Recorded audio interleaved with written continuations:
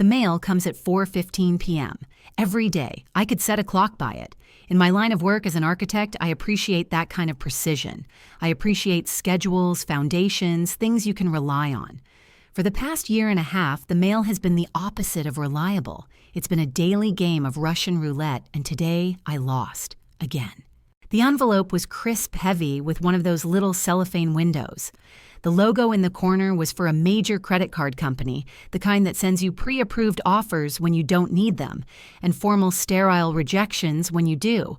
I didn't even need to open it, I knew what it was. But I did it anyway. It's a form of self-punishment, I think. A way to remind myself that this is real.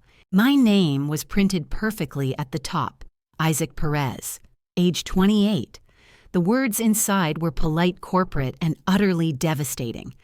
We regret to inform you, after careful consideration of your credit profile, information provided by the National Credit Bureaus, it was a very professional way of calling me a deadbeat, a risk, a ghost.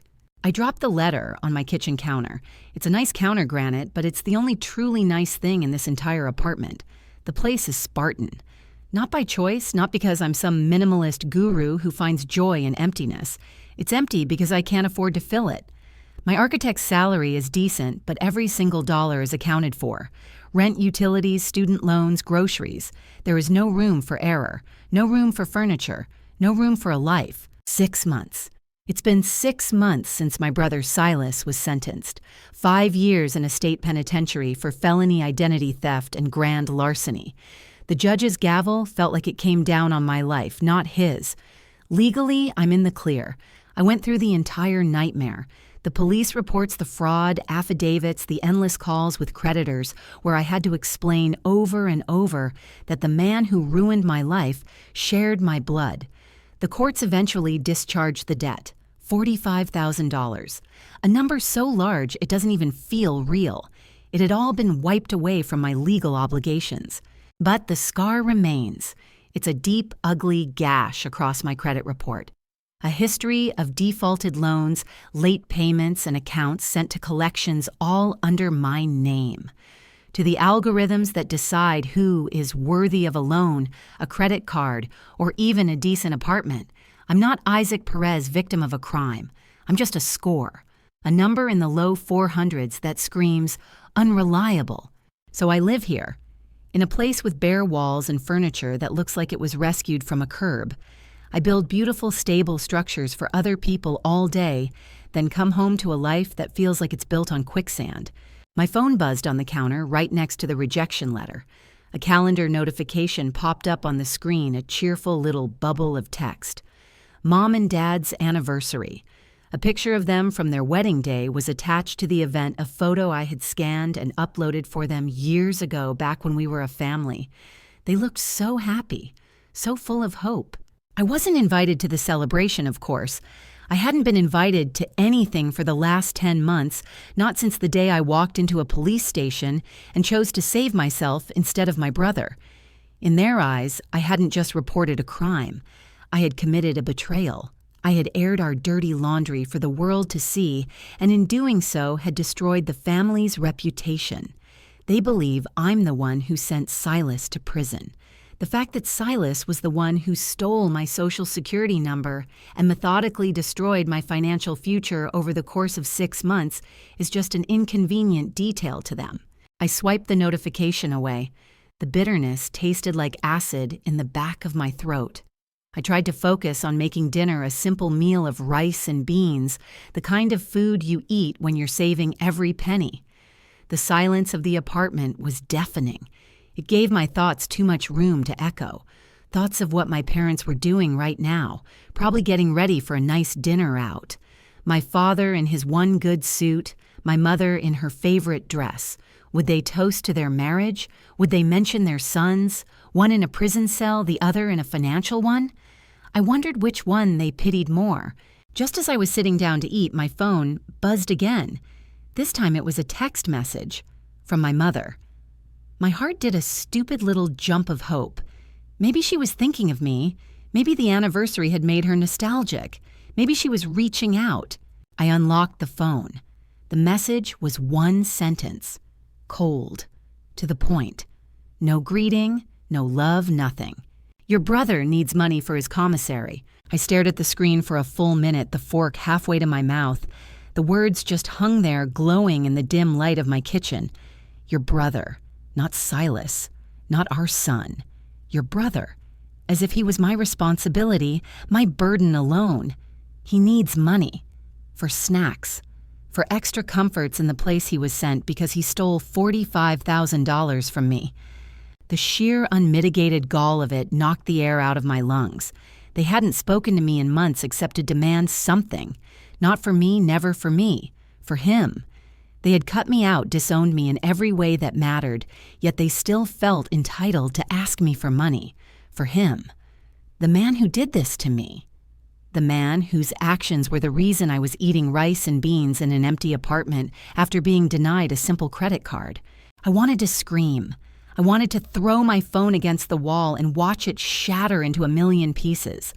I wanted to type back a message so full of rage and pain it would burn her fingers to read it. But I didn't. I just sat there, the food getting cold on my plate. I felt empty, hollowed out. The anger was there, but it was buried under a mountain of exhaustion. I was just so tired. Tired of being the villain in a story where I was the victim. My eyes drifted to the one personal item I had displayed on the bookshelf. It was a framed photo from a long time ago. I must have been about 16, Silas 19. We were at a baseball game, arms slung around each other's shoulders, grinning like idiots with mustard on our faces from hot dogs. We looked so alike back then. Same dark hair, same eyes. But his smile was always a little wider, a little more reckless. He was the charming one, the one who could talk his way into or out of anything. I was the quiet one, the steady one, the reliable one. I remember that day. He'd snuck us into better seats, charming the usher with some made-up story. He bought the hot dogs with the last of his money, and we shared a soda because we couldn't afford two. It felt like we were a team, Isaac and Silas Perez, brothers, against the world. I looked from the smiling boy in the photograph to the cold text on my phone. Where did that boy go? When did he decide that his brother, his teammate, was nothing more than a resource to be plundered? A piggy bank to be smashed open to fund a secret life of gambling and debt? The text message didn't ask about my life. It didn't ask if I was okay. It didn't acknowledge the rejection letter on the counter or the empty rooms around me. It was a command disguised as a request. It was a reminder of my place in the family hierarchy. Silas, the 31-year-old screw-up, the golden child who could do no wrong, was still the priority. And I, the responsible son, the architect, the one who followed the rules, was just the bank. And when the bank was empty, I was the bad guy for reporting the robbery. I slowly typed a one-word response. No. I hit send before I could second-guess it. I knew it would cause a storm. I knew it would be seen as another act of selfishness, another betrayal. But I didn't care anymore. Let them think what they want. They already did. I pushed my dinner away, my appetite gone. I walked over to the bookshelf and picked up the photo. I stared at the two smiling faces, two brothers who used to be a team. Now one was a convict. The other was a ghost, haunting the ruins of a life he was supposed to be building. And I had a terrible sinking feeling that the wreckage was far from over. The silence that followed my one-word text was heavier than any argument. I expected my phone to immediately light up with an incoming call from my mother, a tirade of guilt and fury. But nothing happened. For 10, then 20 minutes, the only sound was the hum of the refrigerator. It was a calculated silence, I realized. A punishment. They were letting me stew in my defiance, letting me feel the weight of what I'd done, rejecting not just a request, but my role, my function, the emergency fund for their favored son. I finally scraped my cold dinner into the trash and went about the robotic process of cleaning my kitchen. Wipe the counters, rinse the plate, put it in the dishwasher. Each small, mundane action felt like I was moving through water. I was bracing for the impact, waiting for the other shoe to drop. But the night remained quiet. I went to bed feeling a strange mix of relief and dread. I had drawn a line in the sand, and now I was standing alone on my side of it, waiting to see what the tide would bring in. The tide came in the next afternoon, not as a wave, but as a leak. A slow, toxic drip from a past I thought I had sealed off. My phone rang, but it wasn't my mother or father. It was an unknown number with a local area code. I almost ignored it, but as an architect, I get calls from new contractors and clients all the time. I had to answer. I put the phone to my ear, Isaac Perez speaking. A woman's voice, artificially cheerful and unnervingly polite, came through the speaker. Mr. Perez, my name is Sharon, and I'm calling from the offices of Meridian Financial Services. I'm calling today regarding account number 74Bravo92. We've sent several notices to the address on file regarding a past due balance, and we were hoping to resolve this with you today. My blood ran cold. Meridian Financial. The name wasn't familiar, but the context was. It was a nightmare I thought I had woken up from. I'm sorry, I said, my voice tight. I think there's been a mistake. All fraudulent accounts opened in my name were part of a felony conviction. Case number. I rattled off the official court case number that was now seared into my memory. All of those debts were legally discharged as part of the ruling against the man who stole my identity. There was a pause and the sound of typing. Yes, Mr. Perez, I see the notes here about the identity theft report, Sharon said, her cheerfulness not dimming one bit. We appreciate you filing that. However, this particular account, a cash advance loan for $350, was unfortunately not included in the master file sent to us by the district attorney's office. It seems it was opened with a different P.O. box and fell through the cracks. But don't worry. Because the balance is relatively small, we can set you up on a very manageable payment plan today to get this cleared up and off your record. Fell through the cracks. The phrase echoed in my head. $350. It was a pittance compared to the $45,000 mountain of debt I'd just spent a year fighting. But it wasn't the amount. It was the principle. It was a zombie hand reaching out from the grave of my old life, trying to pull me back under. No, I said the word tasting like metal. You don't understand. I am not paying it. It's not my debt. It's fraudulent. It was taken out by my brother Silas Perez, who is currently serving a 5-year sentence for this exact crime. Sharon's voice finally lost some of its plastic sheen. I understand your frustration, sir, but from our perspective, the loan is in your name with your Social Security number. Unless we receive a specific court order listing this specific account, the debt remains your legal responsibility. We're just trying to help you avoid any further damage to your credit. Further damage. The words were a punch to the gut. I was already at rock bottom. What was one more shovel full of dirt on top of me, I will not be paying it. I said, my voice low and hard. Send me the information in writing. My attorney will be in contact. I hung up before she could respond, my hand trembling. I stood in the middle of my living room staring at the wall. It wasn't over. A year of police reports, lawyers, court dates, of having my life dissected and my family torn apart, and it still wasn't over. A stray piece of shrapnel was still lodged in me, and a collections agent was politely demanding I pay to have it removed. And in that moment, for a reason I still can't fully explain, I did the one thing I shouldn't have. I called my parents. Maybe it was a flicker of that old instinct, the child wanting his mom and dad. Maybe I just wanted to hear them say, "Don't worry, son, we'll figure this out." Maybe after everything, I still harbored a sliver of hope that they would finally choose my side. My father answered on the second ring. His voice was clipped cold. "What?" Not hello, just what? "Dad, it's Isaac." "I know who it is," he grunted.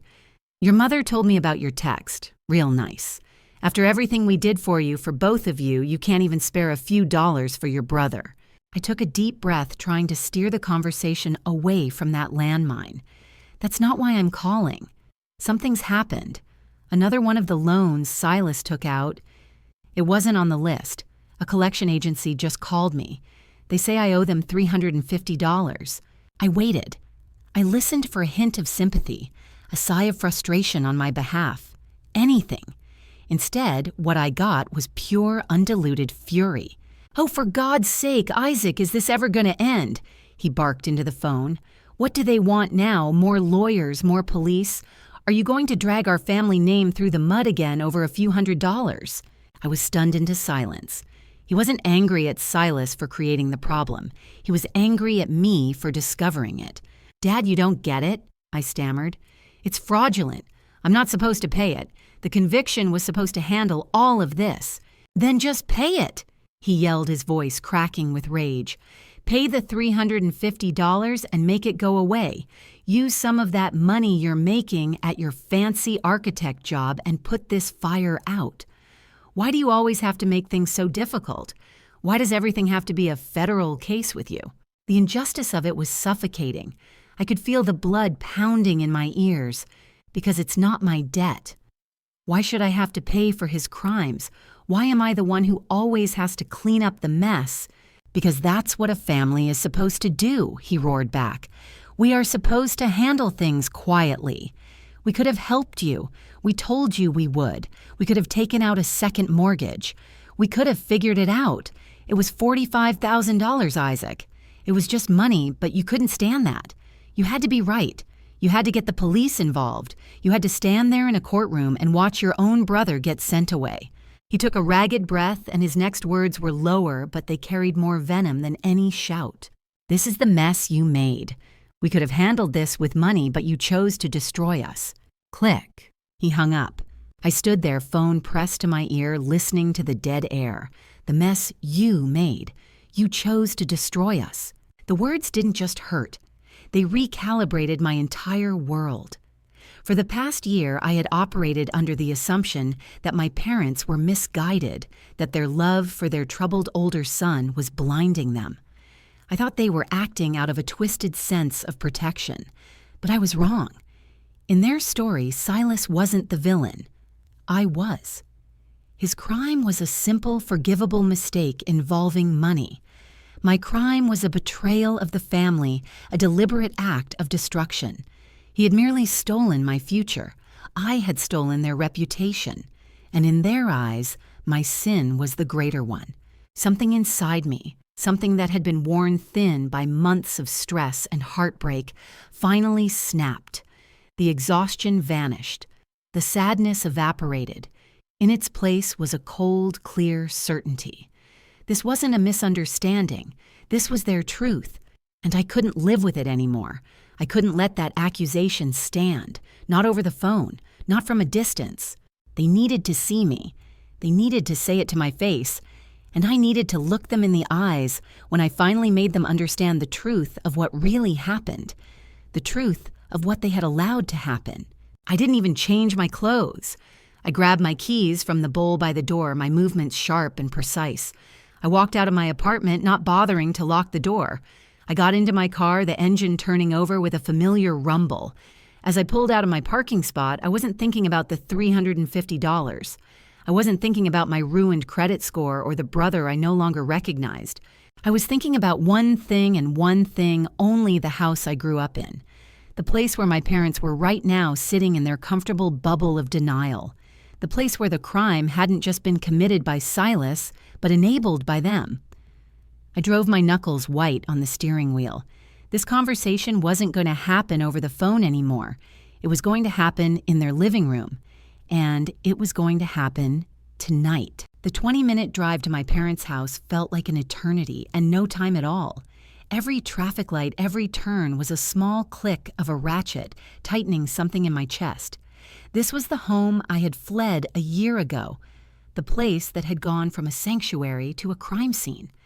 As I pulled up to the curb, the familiar glow of the porch light seemed mocking, illuminating a picture of suburban peace that was a complete and utter lie. I didn't knock. I used my old key, the metal cool against my palm, and let myself in. The smell hit me. First roasted garlic and rosemary, my mom's anniversary dinner. They were in the kitchen, the island counter between them covered in half-prepped vegetables and open bottles of wine. My mother, stirring a pot on the stove, looked up first. Her smile, the one reserved for a happy occasion, froze and then melted away, replaced by a guarded, weary expression. My father, who was pouring a glass of red wine, set the bottle down with a heavy thud. "Isaac," he said, his voice flat, "What are you doing here?"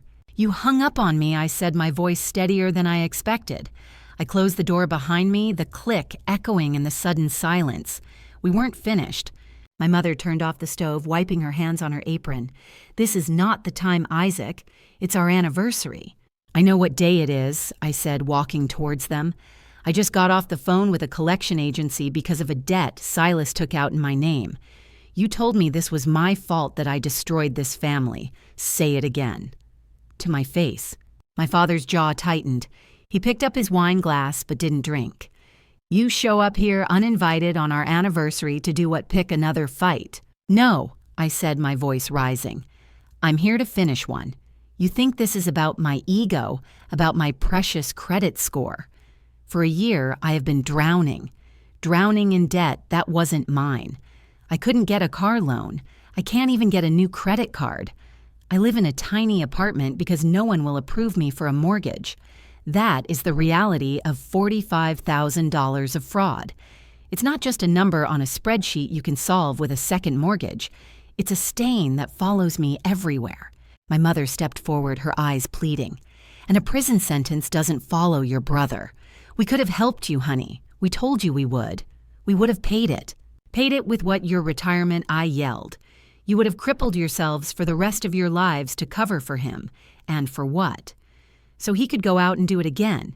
It wasn't just money. You keep saying that, but you don't get it. Filing a police report was the only legal way to make the debt go away. It was the only way to prove I didn't take those loans. It was my financial survival or his. Why is that so hard for you to understand? Because he's your brother," she shrieked, her voice cracking. "Family is supposed to protect each other, not send them to prison. You stood there and watched them take him away over money, something we could have fixed." "You've been fixing things for him his whole life," I shot back. "That's the problem. Every time Silas messed up, you were there to bail him out. A bad grade, a fender bender, a lost wallet. You never let him face a single consequence, and this is where it led. To him committing multiple felonies against his own brother. You didn't just enable him. You built the ramp and greased it for him. How dare you?" my father growled, stepping in front of my mother. "You were always so jealous of him. He was charming, people liked him, and you were always in the corner with your books and your drawings. This was your chance to finally be better than him, wasn't it? To knock him down and put yourself on top." The accusation was so absurd, so profoundly twisted that it stopped me cold. In that sudden ringing silence, a new question formed in my mind. A practical question. One that had been buried under all the emotional wreckage. "How did he do it?" I asked, my voice suddenly quiet. My father frowned. "What are you talking about?" "The loans," I said, looking from his face to my mother's. To get those high-interest online loans, he needed more than just my name. He needed my social security number, my birth certificate. I never carried those with me, ever. They were here, in this house, safe. I took a step closer. So how did Silas get them? My mother's face went pale. She looked at my father, a flicker of pure panic in her eyes. My father's angry posture deflated his shoulders, slumping just a fraction. He wouldn't meet my gaze. He just stared at the wine glass in his hand. And I knew. "You're kidding me," I whispered, a hollow laugh escaping my lips. "The lockbox, the one in the study, the one you always said was for our important documents." Silence. "You gave him the key," I said. "It wasn't a question." My mother finally broke her voice, a fragile whisper. "We gave you both keys years ago, for emergencies." For emergencies, I repeated the words, tasting like ash. "And when exactly did you give it to him?" I pressed, because the details suddenly mattered more than anything. "Was it before or after? You knew he had a problem?" My father looked up, his face a mask of guilt. "That's not fair, Isaac." "Fair," I yelled, the rage returning with the force of a tidal wave. "Don't you talk to me about fair. Did you know he had money problems before he stole my life from me? Yes or no?" My mother started to cry, silent tears rolling down her cheeks. My father let out a long, defeated sigh. He got into some trouble," he admitted, his voice low. "A few thousand. We helped him out. We thought it was a one-time thing. We never ever imagined he would. His voice trailed off, but he didn't need to finish. They never imagined he would do it to me. They paid off his gambling debts. They knew he was desperate for cash, and they left the key to my entire future in his hands. They didn't just enable him. They handed him the weapon. The anger drained out of me, replaced by a profound, chilling emptiness. They weren't just covering for their favorite son. They were covering for themselves. Blaming me, calling me destructive and selfish was easier than admitting the truth. Their negligence, their willful blindness had ruined my life. Without another word, I turned and walked out of the kitchen down the hall to the small study. The gray metal lockbox was right where it always was, on the bottom shelf of the bookcase. I knelt and ran my fingers over the cool metal. It was a symbol of their failure, a monument to their betrayal. I stood up and walked back to the kitchen. They were standing exactly where I had left them, frozen in their guilt. "I get it now," I said, my voice devoid of all emotion. "It wasn't my choice that destroyed this family. It was yours." I left the house, closing the door softly behind me. This time I knew it was for good. Weeks turned into a month. The quiet in my life was deafening. Finally, I did the one thing I had been dreading. I put my name on the visitor list and drove 2 hours to the state penitentiary. Seeing Silas, now 31, in a drab prison jumpsuit was surreal. He was thinner, paler, but the old smirk was still there when he sat down behind the plexiglass. "So," he said, leaning back, "come to gloat." "No," I said, "I came to understand." He shrugged. "Not much to understand. I got into a hole. I was going to pay it all back, you know. I had a system. I was one big win away from making it all right. You overreacted. You could have just let Mom and Dad handle it." I stared at him. There was no remorse, no apology, just the same selfish excuses, the same refusal to take responsibility that had defined his entire life. He hadn't just stolen my identity, he believed he was entitled to it. In that moment, I didn't see my brother. I saw a stranger, a black hole of need that had swallowed my parents' love and my financial security. "Goodbye, Silas," I said, and stood up. I walked away without looking back, leaving him and the toxic cycle he represented behind me forever. The next Monday, I was in a small, neat office sitting across from a financial advisor. For the first time, I laid out the entire disaster: the fraudulent loans, the defaulted accounts, the obliterated credit score. He didn't judge. He just listened, nodded, and then he turned his monitor towards me. On the screen was a spreadsheet. It was a meticulous multi-year plan, a roadmap out of hell. That week, I changed my phone number. I wrote my parents a single formal letter. I told them that I loved them, but I could not have any contact with them until they could acknowledge their role in what happened. I didn't do it out of spite. I did it to survive. I poured everything I had left into my work. As an architect, I design structures meant to last. I build things on solid foundations. And so I started to build my life the same way, brick by painful brick. I automated payments. I tracked my spending. I fought to have old fraudulent marks removed from my credit report. It was a slow, grinding, thankless war fought in spreadsheets and on customer service calls. A year passed, then another 6 months. It was a Tuesday morning when an email landed in my inbox. My heart hammered against my ribs as I read the subject line, "Your lease application status." I clicked it open. My eyes scanned past the boilerplate and landed on a single word: approved. It wasn't a mansion. It was a modest one-bedroom apartment in a decent part of town with a balcony big enough for a single chair. But it was mine.